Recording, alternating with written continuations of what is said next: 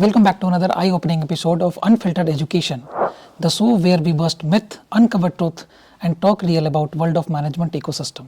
Today we are talking about the truth about education in social media era. And इस conversation के लिए today we have joined one of the greatest academician and inspiring personality, Dr. Pankaj Gupta sir, जो कि अपने आप में एक institutions है. Sir has over 30 years of leadership and academic experience, and his contribution are not limited to India. Currently he is serving as a chief mentor and board of governance of Aspers Business School. इसके अलावा sir ने India के 14 से ज़्यादा university और colleges के साथ काम किया है, vice chancellor, professor, strategic adviser and chief mentor के रूप में. इसके अलावा इंडिया के टॉप ऑर्गेनाइजेशन मारुति और इंडियन नेवी में स्ट्रेटेजिक एडवाइजर के रूप में अपना विजन दिया है. Share expertise as a visiting professor India's top institutions like IIM Rohtak, IIM Kozhikode and IIM Raipur. He has also traveled 50 plus countries for guiding and mentoring students, and lots of students are mentored and guided by him, are now successful corporate leader including CEOs of major company. So get ready for an insightful and inspiring conversation with none other than Dr. Pankaj Gupta sir. Welcome sir, welcome to our podcast. Sir, आपके बारे में जितना बताया जाए उतना कम है, और जितना रिसर्च किया उसको अगर बताने लगूं तो पूरा टाइम चला जाएगा. नहीं sure. लेकिन अभी जैसे आपकी इतनी एक्सपीरियंसेस हैं, इतने बड़े प्रोफेसर हैं आप, आज के टाइम में जो क्रीम लेवल के लोग हैं, जो सबसे 100 परसेंटाइल 99 परसेंटाइल वाले लोग, वो एजुकेशन में क्यों नहीं आना चाहते? जैसे IAS बनने के लिए बहुत भीड़ है, इवन अमेरिका जाने के लिए बहुत भीड़ है, लेकिन प्रोफेसर बनने के लिए भीड़ नहीं है. ऐसा क्यों होता है? देखिए, लोगों का अपना नजरिया है जी, और लेकिन लोगों को मालूम ही नहीं कि प्रोफेसर बनने में कितना मजा आता है. जी, मैं तो यही बात कहूँगा. और प्रोफेसर जैसे होता है ना, जिसको एक आनंद आ रहा है, स्वांताए सुखाए, और जिसको ये भी मालूम है कि अगर प्रोफेसर बनने के बाद आप उससे क्या कर सकते हो. पहली बात तो ये कि आप जो भी उसमें सीखते हो उसका आपका बेनिफिट है. मोरओवर एक होता है कि जैसे आपने एक दिया जलाया, उससे आप कितने और दिए जला रहे हो. एक तो होता है कि आप दीपो भवा, कि आप खुद दिया बने, और उसके साथ आप कितने दियों को जलाते हैं. अपने एकेडमिक करियर के रूप में मैंने देखा कि इतने सारे लोगों को मैंने पढ़ाया, और हर एक का एक अलग ही एक्सपीरियंस होता है. तो जिस व्यक्ति ने उसको एक्सपीरियंस किया है और आपने अगर अपने काम को शिद्दत से किया है, तो आपके स्टूडेंट भी आपको हमेशा याद रखते हैं. सर, अभी रिसेंट एक पॉडकास्ट में डॉक्टर विकास दिव्य कीर्ति, जो दृष्टि IAS के चेयरमैन हैं, उन्होंने बोला कि प्रोफेसर्स को पावर नहीं मिलती प्रोफेसर बनने के बाद, इसलिए लोग प्रोफेसर बनना नहीं चाहते या शिक्षक बनना नहीं चाहते. पावर किसको चाहिए? पावर उसको चाहिए जिसकी खुद अपनी अंदर की पावर को नहीं जानता है. जी. जो व्यक्ति सेल्फ अवेयर है, जिसको मालूम है तुम क्या हो, जी, तो उसको क्या चाहिए फालतू की. और जो पावर, जो सो कॉल्ड पावर की बात करता है, वो पावर क्या होती है? नकली होती है, कभी भी छीनी जा सकती है. जी. ये जो सो कॉल्ड गवर्नमेंट ऑफिसर्स भी होते हैं, जिनके पास पावर होती है, कितनी चिंता में, कितने भय में जीते हैं. जी. कि कल हमारा ट्रांसफर ना कर दिया जाए, कहीं यहाँ से उठा के यहाँ ना फेंक दिया जाए. तो उन सबसे तो मुझे लगता है प्रोफेसर बहुत ही अच्छी कंडीशन में रहता है. और आप किसी फालतू की बैसाखी पे नहीं चल रहे हो, आपके पास अपने हेल्दी लग्स हैं. जी. तो that is much more powerful. तो इन ऑफिसर्स से ज्यादा पावरफुल प्रोफेसर हैं. क्यों नहीं भाई? आप देखो ना, इन ऑफिसर्स को जब वो रिटायर होते हैं, कौन उनको पूछता है? जी. कुर्सी से उतरते हैं, कौन बॉदर करता है? कोई नहीं. और प्रोफेसर जिसने एक शिद्दत से पढ़ाया लिखाया है, जी, और बच्चों के साथ वाकई में उसने अच्छा काम किया है, उसको हमेशा लाइफ लॉन्ग लोग याद रखते हैं. ओके. एक अंदर को खुद को मजा आता है, पहली चीज तो ये. और जब तक अगर वो फीलिंग नहीं है, आप अगर सोचो कि दुनिया हमारे ऊपर बड़ा तिलक लगाया कि जी आपकी जय हो, तभी अगर आप महान समझ रहे हो तो बात अलग है. जी. आप अगर अपने आप को ही समझते हो, अपने काम को शिद्दत से कर रहे हो, तो आनंद तो अलग ही है. सर, जैसा ये सेशन मैंने शुरुआत करी कि सोशल मीडिया एरा में एजुकेशन की कैसे डिस्ट्रैक्शन, सोशल मीडिया डिस्ट्रैक्शन से कैसे एजुकेशन में स्टूडेंट्स शॉर्ट टर्म पैसे कमाने की चक्कर में, रेस में, अपने लॉन्ग टर्म कोर्सेज को भूलते जा रहे हैं. तो ये ट्रेंड सिर्फ इंडिया में है या फिर ग्लोबली है? जैसे आपने 50 से ज़्यादा देशों में स्टूडेंट को मेंटोरिंग दी है, तो ये ट्रेंड आप कैसे देखते हैं? ये सिर्फ इंडिया के लिए या फिर ये ग्लोबली भी है? नहीं, ये ग्लोबली है, क्योंकि आजकल जैसे पहले जमाने में लंबे लंबे कोर्सेज चलते थे, सब था जी, वो टाइम काफ़ी शॉर्ट हो गया है. और आजकल skill development, lot of courses are available online. कई चीज़ें ऐसी जो हाइब्रिड मोड में अवेलेबल हैं. तो लोग सोचते हैं हमें क्या करना है लंबा टाइम उसमें लगा करके.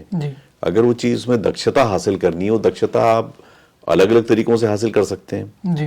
कुछ आपने ऑनलाइन कर लिया, कुछ ऑफलाइन कर लिया, कुछ आपने इंटर्नशिप मॉडल पे कर लिया, जी तो उस तरीके से आपको एक दक्षता सी आ जाती है।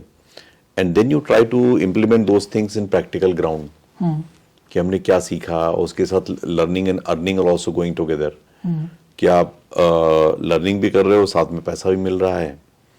और आजकल देखिए कुछ फैमिलीज तो ऐसी जहाँ पे ऐसी दिक्कत नहीं होती है, बच्चों को अपना टाइम है कि अपना लगे हुए हैं, आराम से जितना टाइम लग रहा है उसको लगा रहे हैं पढ़ाई लिखाई में। बट आजकल का जो हमारा मिडिल क्लास या जो लोअर मिडिल क्लास बच्चा है, जी उसके ऊपर कई अलग अलग तरह की सामाजिक समस्याएं भी होती हैं। तो वो सोचता है कि भाई हम फटाफट करके अपने पैरों पे खड़े हो जाएं। तो वो लोग इस तरह के कोर्सेज को बहुत ज़्यादा अप्रिशिएट कर रहे हैं। लेकिन कोर्सेज तो ठीक हैं, लेकिन वैसे भी लोग हैं जो डिग्री को नहीं मानते कुछ, वो सोशल मीडिया पे आज जैसे इंस्टाग्राम, यूट्यूब, सोशल मीडिया पे अपने एक चैनल बना लिया, उस पे डांस करने लगे, छोटे कोई भी ऐसी एक्टिविटी करने लगे जिससे उनको शॉर्ट टर्म पैसे आने लगते हैं, और वो कोर्सेज की तरफ नहीं जाते हैं, पढ़ाई की तरफ नहीं जाते हैं। तो उनको ऐसी क्या प्रैक्टिकल एडवाइस हो सकती है आपके अकॉर्डिंग, ताकि वो इस डिस्ट्रैक्शन से बच सकें? मैं इसको डिस्ट्रैक्शन मानता ही नहीं हूँ। मैं तो ये कहता हूँ कि भाई तुम्हारा अंदर का जो स्वभाव और स्वधर्मा है, तुम उसको आगे पुष्पित पल्लवित कर रहे हो, जी तो उसमें बुराई क्या है? मान लो तुम्हारे अंदर डांस की स्किल्स है, या तुम्हारे अंदर एक बीइंग इन्फ्लुएंसर बनने की स्किल है, तो आप उससे अपना आगे बढ़िए, और उससे समाज का भी फायदा हो रहा है, उनका भी फायदा हो रहा है। तो उसके लिए कोई ये नहीं कि आप ये डिग्री कर लोगे, जो लीनियर मॉडल होता था ना, कि आपने ये किया फिर इतने साल का एक्सपीरियंस होगा तब आप इस लेवल के लायक हैं, फिर इतने साल करोगे तब आप जाके असिस्टेंट मैनेजर बनोगे, फिर आप ये बनोगे। वो जमाना चला गया है, मतलब मुझे ऐसा लगता है। जी मुझे लगता है अगर तुम्हारे अंदर दम है, तुम्हारे अंदर ये है कि तुम मौके पे चौका लगा सकते हो, तो नोबडी विल बॉदर। तो आपका भी यही मानना है कि टैलेंट ही सब कुछ है, डिग्री सिर्फ एक पेपर है? नहीं, डिग्री भी इंपॉर्टेंट है। अभी तक हर लोगों का उस तरह का माइंडसेट उस तरह का नहीं बदला है जी।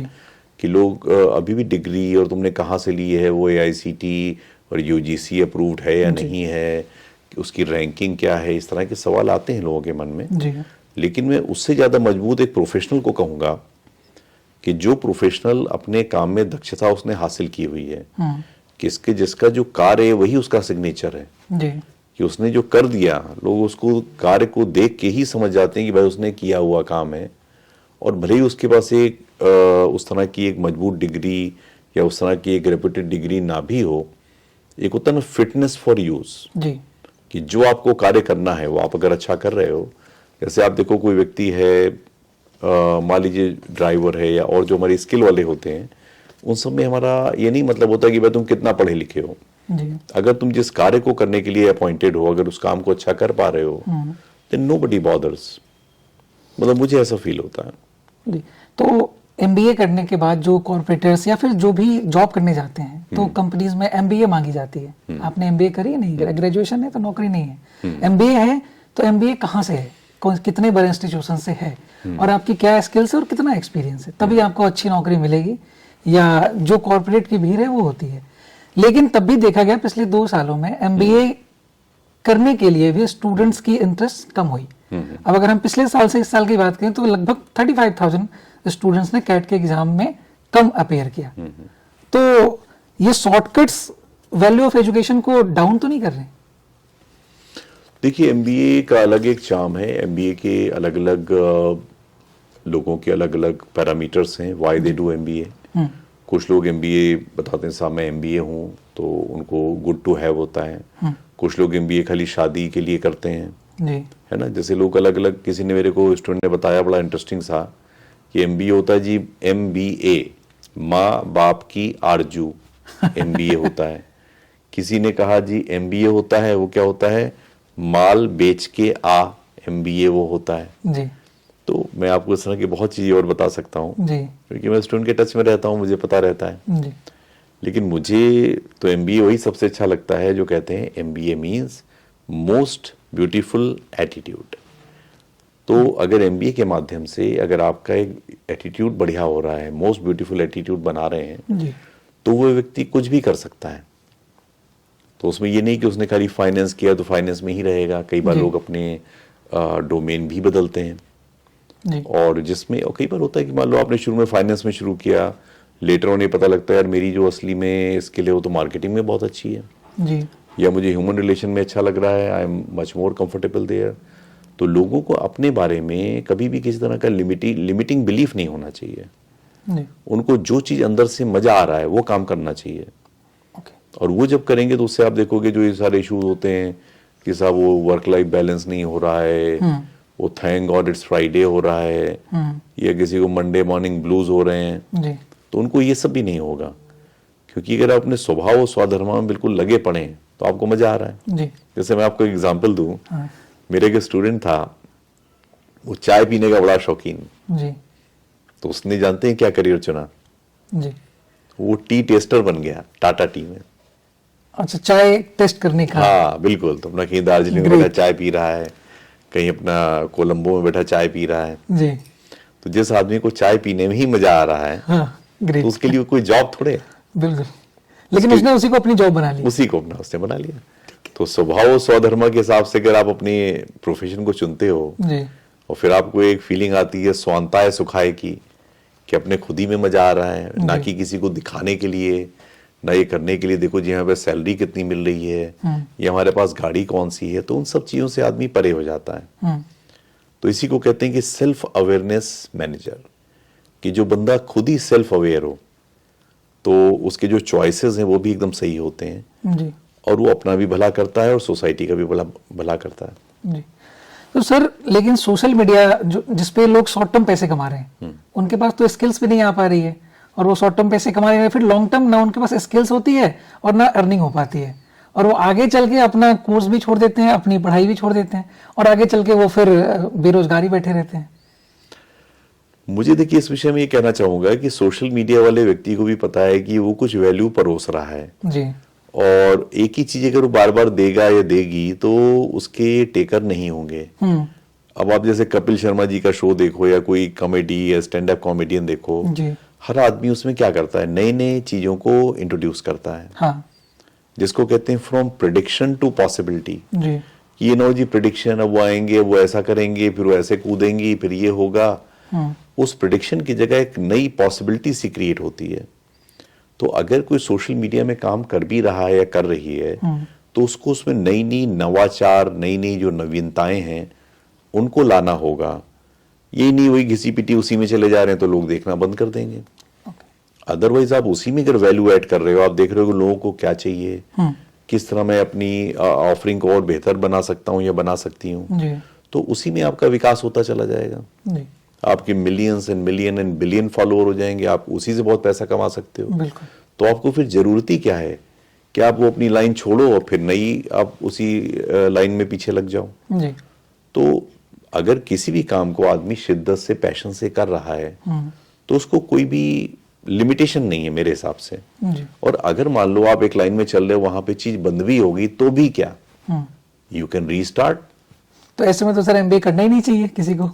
एमबीए मतलब आदमी की अपनी पर्सनल चॉइस है। कई बार ये होता है कि एमबीए करने से आपको बड़े सारे स्किल सेट मिलते हैं, जी, जैसे एक analytical way of decision making होती है, हाँ, आपको कई स्किल्स होती हैं कि how to read and analyse a balance sheet, how to deal with people, you know basic economics की है, मार्केटिंग, बहुत सारी चीज सीखने को मिलती है। जी, तो एक ऐसा सॉलिड सा बेस बनता है जिसके ऊपर आप अपने बाकी जो आपकी प्रतिभाएं हैं, जो बाकी आपके टैलेंट है, उनको और नया आयाम मिल सकता है। जी, तो अगर आपके पास टाइम है, पैसा है, घर से कोई प्रॉब्लम नहीं है, तो आप बिल्कुल अपनी पढ़ाई आप पूरी करिए। पूरी करें। और लेकिन अगर ऐसी परिस्थिति है कि जहां आपको कमाना है या आपको लग रहा है यार मेरे पास तो ऑलरेडी ये क्षमता बैठी हुई है, जी, वो बिल्कुल वो आ रही है, कूद रही है कि यार मेरे को करने का मन हो रहा है, तो देयर इज नो लिमिटेशन। मेरे हिसाब से व्यक्ति को कभी भी किसी रटी रटाए लिमिटेशन के हिसाब से जिंदगी नहीं जीनी चाहिए। जी। सर, धीरे धीरे कोविड के बाद प्रोफेशनल्स भी सोशल मीडिया पे आ गए, यूट्यूब पे आ गए, इंस्टाग्राम पे आ गए, और वहाँ पे आकर के स्टूडेंट्स को मेंटोरिंग देना या फिर उनको पढ़ाना। तो जो डिसिप्लिन ऑफलाइन क्लासेस में थी वो डिसिप्लिन तो ऑनलाइन क्लासेस में नहीं रह गई। और आपके according social media teaching sustainable है या क्लासरूम इन्वायरमेंट हमेशा इनक्रेपेबल रहेगा?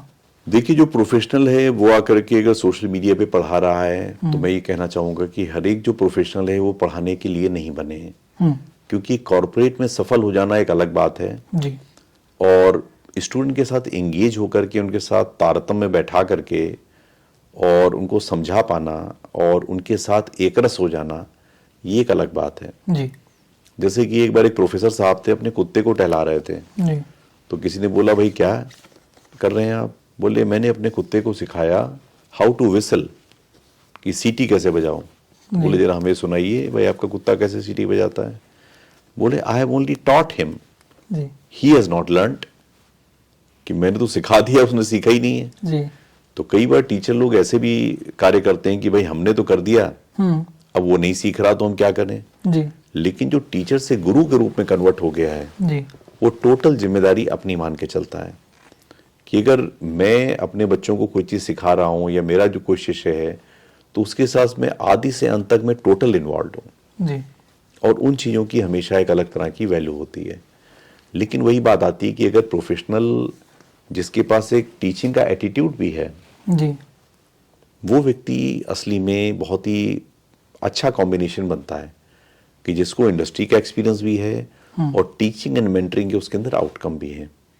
जिससे मेंटरिंग में भी होता है what is mentoring and what mentoring is not, what is mentoring and what is reverse mentoring. इन सारी बातों का अगर हमारे अंदर ज्ञान है, तो जो इंडस्ट्री का व्यक्ति जिस तरीके से आपको मेंटरिंग और टीचिंग ये सारा काम कर सकता है, उसमें बहुत सारे आयाम हो सकते हैं। जी इसीलिए मैं पहले एक कमेटी थी पीएचडी चैम्बर ऑफ कॉमर्स, वहाँ मैं को चेयरमैन था एजुकेशन कमेटी का। जी तो वहाँ मैंने एक प्रोग्राम लॉन्च किया था, जैसे आमतौर में लोग करते हैं ना कि जैसे कैंपस टू कॉर्पोरेट, ये भाई कैंपस से बच्चे को इस तरह कॉर्पोरेट के लायक बना दो। जी मैंने उस समय प्रोग्राम लॉन्च किया था कॉर्पोरेट टू कैंपस। अच्छा, कॉर्पोरेट वाले को कैंपस बना। हाँ, तो उसमें ये था कि कॉर्पोरेट वाले भी एक ही तरह का रूटीन जॉब करते करते कई बार परेशान से हो जाते हैं। जी वो भी नवीनता ढूंढते हैं, वो भी सोचते हैं यार यंग बच्चों के साथ हम थोड़ा सा इंटरेक्ट करें, उनको भी बहुत नई नई चीज सीखने को मिलती हैं। जी रिवर्स मेंटरिंग भी उनकी होती है। तो पहले वो गेस्ट लेक्चर लेते हैं, अपनी चीजें बताते हैं, फिर एक छोटा सा विजिटिंग में आते हैं, फिर अपने एक्सपीरियंस को लिख करके वो केस स्टडी टाइप बनाते हैं, जी और फिर कुछ लोग पीएचडी करके एकेडमिक लाइन में भी आते एकेडमिक हैं। में आ जाते हैं। हाँ तो ये सारे बहुत ही इंटरेस्टिंग आइडियाज हैं, एंड आई ऑलवेज बिलीव कि एक ही तरह का काम करते करते अगर आप कॉर्पोरेट में बहुत आपको लग रहा है कि आप ऊब से रहे हैं, तो why don't you try academics. जी उसमें कोई नुकसान नहीं है, और जो यंग लोग हमारे होते हैं उनसे बहुत कुछ आप सीख सकते हैं लाइफ में, मुझे ऐसा लगता है। जी आप तो सिखाएंगे ही अपना एक्सपीरियंस, जी लेकिन उनसे भी बहुत कुछ सीखने को मिलता है। तो offline class is better than online class? Offline मैं तो मानता हूँ बहुत जरूरी होती है, लेकिन ऑफलाइन में भी होता है। दो तरह की चीजें होती हैं, एक होती है विद्या, एक होती है अविद्या। जी अविद्या होती है कि जैसे कि वो आइटम की जैसे अकाउंटिंग हो गई, बिग डेटा, ब्लॉकचेन, ये सारा हो गया, एनालिटिक्स हो गई, जहां पे आप सीखते हो लर्निंग फॉर लिविंग, जी कि आप सीख रहे हो पैसा कमाने के लिए, प्लेसमेंट के लिए। तो ये जो स्किल होती हैं कभी हॉट होती हैं, कभी कोल्ड होती हैं। मतलब आप ये मान के चलो कि आज जो हॉट है वो कल कोल्ड हो सकती है। बिल्कुल। फिर आपको नई चीज, जैसे आज एआई हॉट है, हाँ कल हो सकता है एआई हॉट ना रहे। हाँ लेकिन एक होती है विद्या, जिसको कहते हैं सा विद्याता विमुक्त है, जी कि वो नॉलेज जो आपको लिबरेट कर दे, जो आपको बताए हु यू आर, आप यहां पे हो तो क्यों हो। जी ये नहीं कि जैसे लोग कहते हैं ना डेट ऑफ बर्थ, वो उसमें होती है ना कि when you are born, but more important is that why you are born, money कितनी चाहिए और क्यों, बिल्कुल। हमें किस प्रोफेशन में जाना है और क्यों, है ना। तो इस तरह की चीजों को विद्या सिखाती है। तो उस विद्या के इंटरेक्शन के लिए अगर टीचर या गुरु पास में होता है, जी तो उसका इम्पैक्ट ज्यादा होता है। जाना होता है। और जो अविद्या वाले पेपर्स हैं उनको आप डिजिटल मोड में पढ़ाओ, उनको आप ब्लेंडेड मोड में पढ़ाओ, उसमें कोई दिक्कत नहीं होती है। ओके तो ये इन दोनों का अलग अलग जी। तारतम्य है। सर अभी जैसे आपने एआई मेंशन करी, अभी हॉट है, हाँ, तो एआई को लेकर के अभी रिसेंटली एक businessman and real estate tycoon है डॉक्टर निरंजन हीरानंदानी। हाँ हाँ बिल्कुल। उन्होंने बोला मैं उनसे any- मिला था कई साल पहले, हम लोगों जी। ने एक फाइनेंस कॉन्क्लेव करी थी जी। मुंबई में, जब मैं सिम्बाइसिस का डायरेक्टर था, जी। SIBM का। तो उस टाइम में हम लोगों ने एक फाइनेंस कॉन्क्लेव की थी, and he is a nice person, I know him. तो अभी रिसेंटली उन्होंने बोला कि if any educational institutions in the next 12 month does not integrate with AI into education system, they will be out of date. तो आप इससे कितना agree करते हैं? देखिए, एआई इज समथिंग, जैसे लोग कहते हैं writing is on the wall. जी। ये लिखा हुआ है कि एआई आपको इंटीग्रेट तो करना ही पड़ेगा, क्योंकि वो जमाना रह गया कि जब आप रट रहे हो, रट करके बता रहे हो। जैसे कि ये केस स्टडी है, ये फलाना है, ढिमका है, तो वो जमाना चला गया। अब क्या है कि सारा डेटा इकट्ठा है, उसको चर्निंग करके एआई आपको मसाला दे रहा है। उसका मतलब ये नहीं कि जो क्रिएटिविटी होनी चाहिए या जो रियल की नवीनता होनी चाहिए वो कैसे निकलेगी, वो एआई से सोल्यूशन नहीं निकलता है जी लेकिन AI is a very good servant जी जिसका हमें हर एक को इस्तेमाल करना आना चाहिए। जैसे आपने देखा होगा अमेरिका में शुरू में बच्चों को छोटे में, हम लोग यहाँ पे जैसे इंडिया में जी पहाड़ा और टेबल सिखाते हैं, हाँ 2 1 2 2 2 4। वहां पे वो क्या करते हैं कि साहब शुरू से बच्चे को कैलकुलेटर सिखा दिया, 2 × 2 या 4, इस तरह से उनका काम चलता है। तो कई बार लोग कह सकते हैं कि साहब हमने हमारी जो ह्यूमन क्षमता कम हो रही है, लेकिन मैं इसको इस वे में देखता हूँ कि हम उसके आगे से बढ़ रहे हैं जी कि भाई हमने कैलकुलेशन यहाँ से आ रहा है कैलकुलेटर से, now I have to see beyond. In the same way AI जब हमने सीख लिया, जी I know how to give prompt, how to get it in a proper way, जी तो उससे हमारा बहुत सारा जो काम जिसको रूटीन में हमारा बर्बाद होता था या जो भी था, वो हम उसमें इफिशिएंट हो गए। जी तो ये बहुत ही इंपॉर्टेंट चीज है और मेरे ख्याल में इसके लिए तैयार होना चाहिए। तो जो निरंजन जी ने जो बात कही मैं उससे पार्टली बिल्कुल सहमत हूँ कि हर एक को होना चाहिए, बट कुछ जैसे क्रिएटिव साइड वाली चीजें हैं, डिजाइन है, क्रिएटिविटी है, इनोवेशन है, इन सब चीजों में उतना असर नहीं पड़ेगा क्योंकि उसमें भी जो ह्यूमन क्रिएटिविटी उसका बहुत ज्यादा स्कोप है। लेकिन 12 महीनों में देश के सारे इंस्टीट्यूशन एआई इंटीग्रेटेड हो जाएं, ये पॉसिबल है? सर हर चीज दुनिया में पॉसिबल है। जी आप देखो ना, जिस टाइम में कोविड हुआ था, जिस टाइम में लॉकडाउन में सब लगा, कैसे सारे जो स्कूल थे उनके अंदर ऑनलाइन टीचिंग कैसे चालू हो गई थी। जी तो इन द सेम वे कई बार हिंदुस्तानी हम लोग बहुत ही अडॉप्टेबल हैं बिल्कुल कि जहां पे लगा यार ये करना ही करना है तो हम कर डालते हैं। जी जब तक हमारे पास ये मौका रहता है कि अरे भाई अब कर लेंगे तो फिर कर लेंगे होता है धीमे धीमे। हाँ तो मुझे अपने हिंदुस्तानियों में, हम लोग की अपनी क्षमताओं में कोई भी डाउट इस तरह का नहीं है। जी वो कर सकते हैं लेकिन everybody will take its own time. हाँ और क्योंकि हम लोग अलग अलग देश में हमारी काफी अलग अलग विषमताएं भी हैं। जी टियर 1 के जो इश्यूज हैं वो टियर 2 और टियर 3 के उनके इश्यूज डिफरेंट हैं। हाँ इंडिया अलग सोचता है, भारत अलग सोचता है। जी तो ये अलग अलग स्टैगर्ड वे में एआई का इंटीग्रेशन होगा, मुझे ऐसा लगता है। जी लेकिन sooner or later we have to align with AI. अब जैसे लोग पहले थे कहते कंप्यूटर होगा तो उससे ये हो जाएगा, जी कुछ नहीं हुआ, हम लोग और एफिशिएंट हो गए। हाँ इन द सेम वे आने वाले टाइम में प्रोफेशनल्स होंगे who can also master the AI. जी इस तरह के लोग क्रिएट होंगे। अभी पिछले पॉडकास्ट में डॉक्टर मोहित अग्रवाल जो दूर बिजनेस स्कूल के चेयरमैन हैं, हाँ बहुत उनसे अच्छे मिला इंसान था हैं, तो बहुत मैंने उनसे यही पूछा था कि सर एआई लोगों की जॉब खा रहा है, ऐसा मार्केट में ट्रेंड है। उन्होंने बोला कि अभिषेक बिल्कुल ऐसा नहीं है। जब कैलकुलेटर आया था या कंप्यूटर आया था तब भी यही बोला गया था। बिल्कुल, बिल्कुल, लेकिन इन चीजों ने हमारे जीवन को और आसान बनाया, बिल्कुल, ना कि हमारे जीवन की हमारी जॉब को ये खराब कर गया या खा गए। बिल्कुल। मोहित जी बहुत विजनरी है, उनकी मैं बात से पूरी तरह सहमत हूँ। जी आई एग्री। सर, अगर आपके नजरिए में अगर एक मॉडर्न यूनिवर्सिटी का फंडामेंटल, अगर मॉडर्न यूनिवर्सिटी बनाई जाए तो उसकी क्या फंडामेंटल वैल्यूज हो सकती हैं? बड़ा आपने अच्छा सवाल पूछ लिया। जी मैं तो उसकी जो चीजें देखूंगा कि उसके अंदर विद्या और अविद्या दोनों का कॉम्बिनेशन हो जी और लोगों को उनकी जैसे कहते हैं ना रुचि, योग्यता और विश्वास, जी पैशन, एबिलिटी और फेथ, उसके हिसाब से एक एक बच्चे का टेस्ट हो जिसमें हम देखें कि भाई इसके अंदर ये स्वभाव है, इसका ये स्वधर्म है, फिर उस तरीके से उसको हम कस्टमाइज टाइप की एजुकेशन दें। जी जैसे पहले गुरुकुल मॉडल में था ना कि अर्जुन को तीरंदाजी सिखाई गई, जी भीम को गदा सिखाई गई। हाँ तो उस तरीके से ये ना हो कि सब वो ब्रॉड बेस मॉडल है, सबको कह रहे हैं भाई तुम ये भी करो, तुम ये भी करो। तो उससे हमारा जो ह्यूमन डेवलपमेंट बहुत अच्छा होगा और उसके साथ में जो सेल्फ अवेयरनेस है उसके ऊपर एक विशेष ध्यान दिया जाए। जी हम हर समय इधर उधर ढूंढते रहते हैं कि हमारे पास ये नहीं है, वो नहीं है, लेकिन जो सबसे कीमती चीज है हमारा ध्यान है, हमारी जो चेतना है, जी वो हमें पहले से अवेलेबल है। और उसके प्रति अगर हम अवेयर होंगे, और अभी जैसे आपको मैंने बताया था कि हम पहले IHMR में थे, जी तो वहां पे एक रिसर्च पहले हम लोगों ने उसको कोट किया था फ्रॉम द जॉन्स हॉपकिंस की, उसमें था कि how much percentage you are living in the moment. जी तो वो परसेंटेज निकली थी खाली 18%। यानी 82% आप जिंदगी जी नहीं रहे हो। अच्छा। तो जिंदगी कहाँ जा रही है?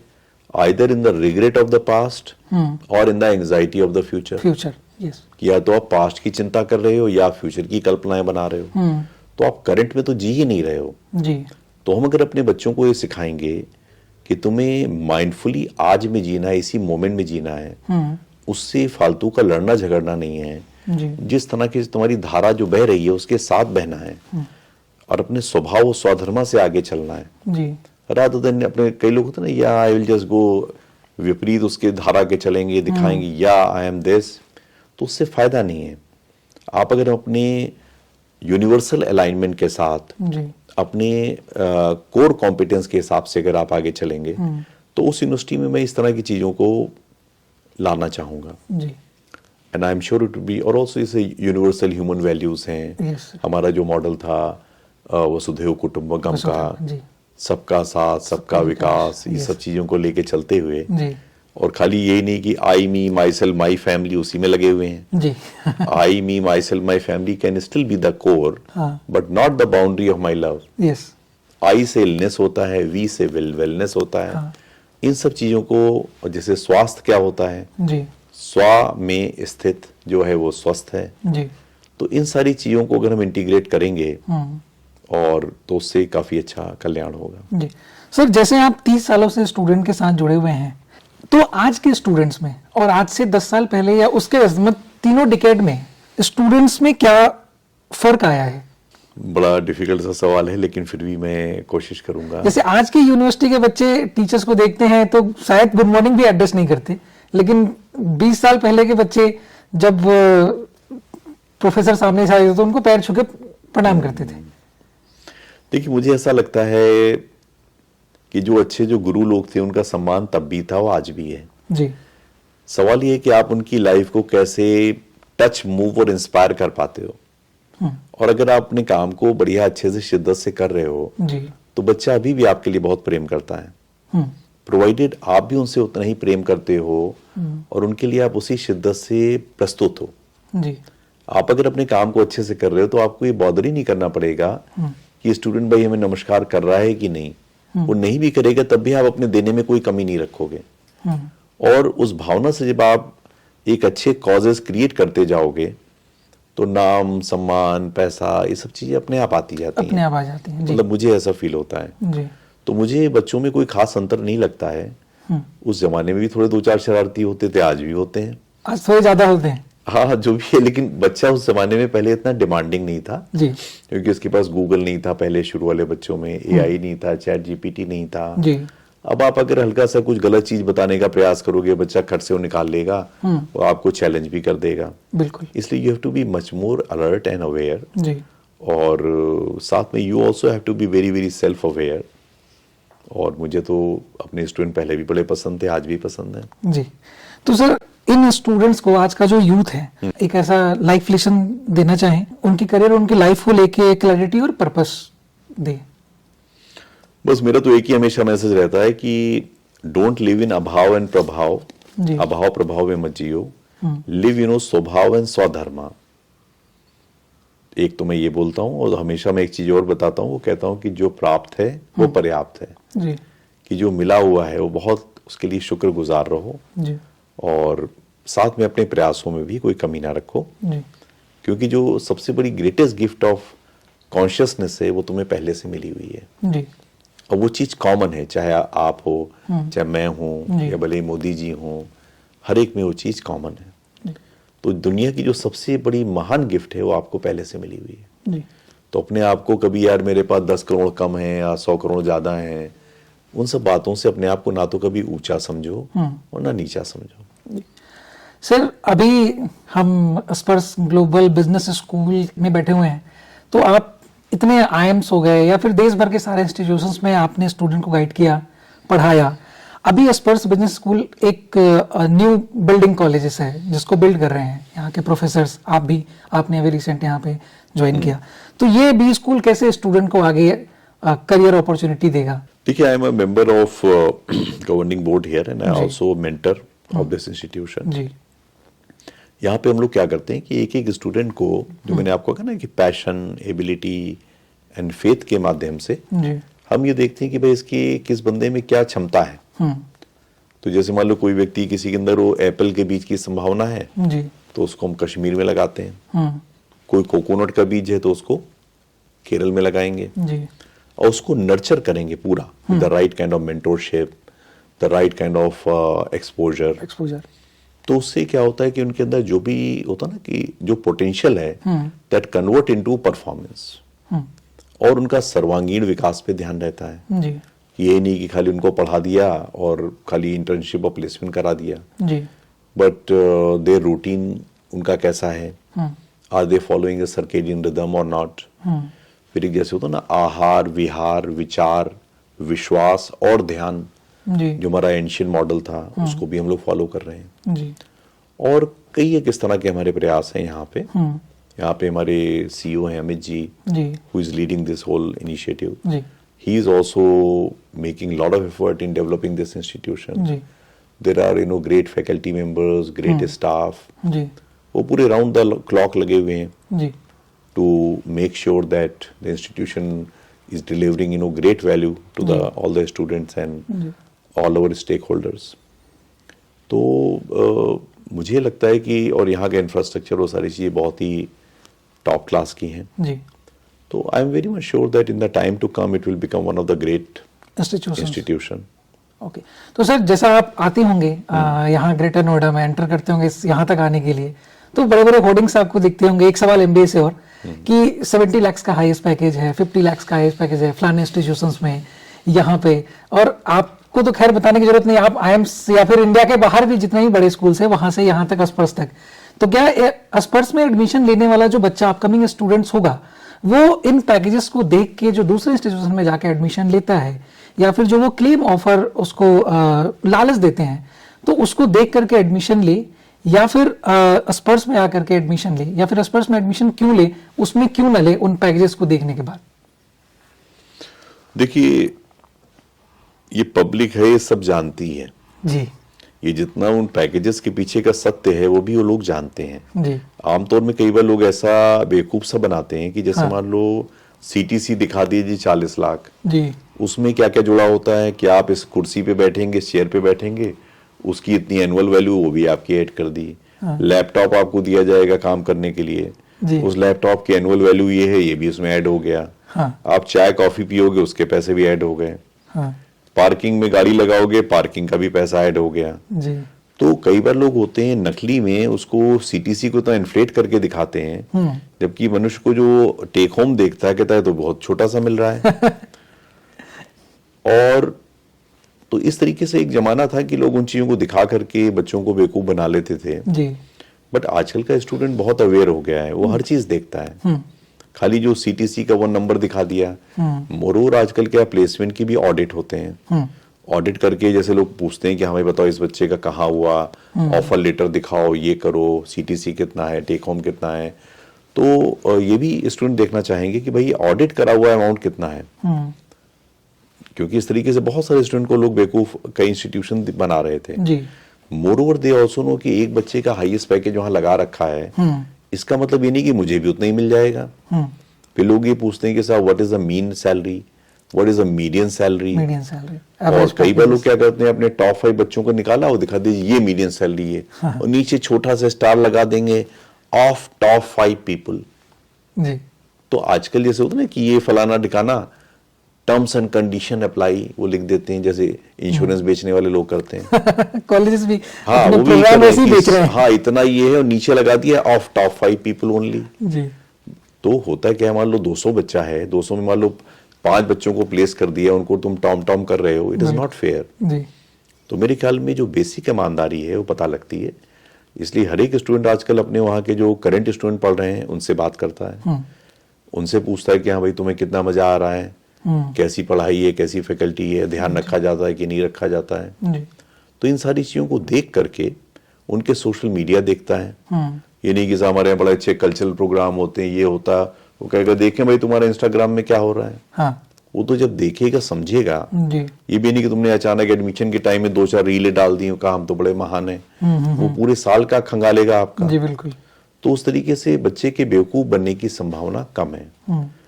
लेकिन अगर तुम बिल्कुल अंधकार में चले जा रहे हो, सोए हुए चले जा रहे हो, तो तुम बेवकूफ बना दिए जाओगे। तो स्टूडेंट को इन बड़े बड़े होर्डिंग्स और बड़े बड़े नंबरों के मिथ में नहीं फंसना चाहिए। बिल्कुल भी और नहीं। छोटी छोटी चीजों पे ध्यान देकर हाँ, के ही सब अपने- ध्यान देना होगा। मोरओवर होर्डिंग कौन लगाएगा, आप ये समझो ना। जी जिसके पास अंदर की दम नहीं है वो लगाएगा ना। जी बिल्कुल आपने देखा कभी IIT, IIM या जो और बड़े टॉप इंस्टीट्यूशन बड़े बड़े होर्डिंग दिखाते हैं क्या? बिल्कुल नहीं। बल्कि न्यूज़पेपर वाले खुद ही जाते हैं, उनसे पूछते हैं, हाँ बताइए सब आपके यहाँ क्या हुआ। जी और टोटल ये जो सिस्टम है कि आप खाली प्लेसमेंट को ही हाईलाइट कर रहे हो, हाँ। ये कोई प्रॉपर चीज है भी नहीं। जी और ये भी एक तरह का, और बच्चा जो और तरीके से मान लो कोई सोशल में काम कर रहा हो, कोई और तरीके से बड़ा अच्छा सर्वांगीण उसका विकास हो रहा हो, उसको आप नेगेट कर रहे हो, जी तो खाली एक पैरामीटर को पकड़ के उसको हाईलाइट करने का मतलब नहीं होना चाहिए। तो एक बैलेंस स्कोर कार्ड जैसे हो ना, बिजनेस स्कूल जैसे बिजनेस में क्या होता है, बैलेंस स्कोर कार्ड होता है जी जिसमें स्टार्टिंग होती है लर्निंग एंड ग्रोथ, फिर होता है इंटरनल बिजनेस प्रोसेस, जी। फिर होता है कस्टमर डिलाइट, हाँ और फिर होता है financial and other tangible outcome. जी तो हम लोग इस तरीके से बिजनेस की परफॉर्मेंस मेजर करते हैं। आजकल जैसे पेंटा बॉटम लाइन आ गई है, ESG आ गया है।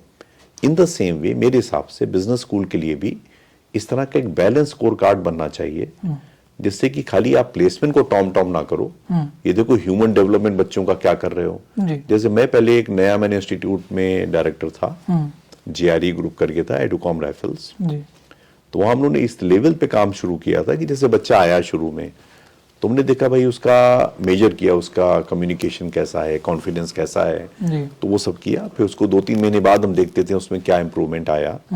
तो जैसे वो पहले नहीं होता था कि वो पर्सनल पॉइंट वगैरह में कि पहले वो मोटी सी आई, जी। वो पतली हो गई, हाँ कि वो दिखाते थे बिफोर एंड आफ्टर, आफ्टर। हाँ। तो हमने इस तरह से अपने बच्चों से भी काम करना शुरू किया था जी कि हाँ भाई कैसे आए, तो पहले कैसा बोलते थे, अब कैसा बोल अब रहे कैसा कर रहे हो। हाँ तो वो एक तरीका होता है, अगर आप बच्चों के विषय में केयर करते हो जी तो आपको उस तरीके से एक एक स्टूडेंट पे ऐसे ही ध्यान देना चाहिए। जी। If you had hire an MBA, तो what's the first quality you would look for? वही जो MBA होता है, most beautiful attitude, I see the attitude only. If you could redesign the MBA curriculum, what's the one subject you add? Self awareness, mindfulness and ancient wisdom. क्योंकि कुछ ancient wisdom ऐसी है जो timeless होती है, वो जरूर बच्चों को पढ़ाई जानी चाहिए। Okay. One global B school that Indian MBAs must take inspiration from. मुझे देखिए वॉर्टन एंड हार्वर्ड ये दो काफी अच्छे लगे, जी। मैं दोनों जगह पर्सनली गया हुआ हूँ और हाँ। मुझे काफी अच्छे लगे वो। Okay. One country that surprised you with its education system. Finland, क्योंकि वहां पे इस तरह का कोई बहुत ज्यादा प्रेशरबाजी नहीं होती है, तुम इतने के हो गए अब ये करो वो करो। उनको जो नेचुरल आपकी नैसर्गिक प्रतिभा है उसको बढ़ाने का, चमकाने का मौका दिया जाता है, तभी वो चमक पाती है। ठीक है sir, your one line mantra for success? सीधी सी बात है, live a life you love जी। And love the life you live, okay. That is what I like to say. And sir, अगर दो चीजों में अगर चूज करना हो, नंबर ऑफ डिग्री और क्वालिटी ऑफ एक्सपीरियंस, तो उसमें किसको वैल्यू देंगे? देखिए दोनों की अपनी अलग अलग जगह कीमत है, लेकिन मेरे हिसाब से एक्सपीरियंस की कीमत ज्यादा होती है। जी क्योंकि डिग्री तो फिर भी आपकी छीनी जा सकती है, गल सकती है, डिस्ट्रॉय हो सकती है, लेकिन जो आपका एक्सपीरियंस है, जो आप हैं, जी वो कोई नहीं हटा सकता। ओके। एंड सर, मल्टीटास्किंग में और मेंटोरिंग वन स्किल्स में किसको वैल्यू देंगे? मैं मल्टीटास्किंग का बिलीवर नहीं हूं। अच्छा, नो नो नो नो। लेकिन आज के टाइम में सबको मल्टीटास्कर ही जो भी है, चाहिए। वो चीज, अब तुम ये सोचो, फोन में तुमने 20 ऐप खोल रखे हैं, कोई भी नहीं चल रहा है, फायदा क्या है? हाँ एक काम करो पूरी शिद्दत और पूरी पैशन से करो, जी। उसी में पूरा डूब के करो। मतलब मैं तो इस चीज में बिलीव करता हूँ। Okay, thank you sir, thank you so much for coming and giving your precious time to us. नहीं, not at all, my pleasure all.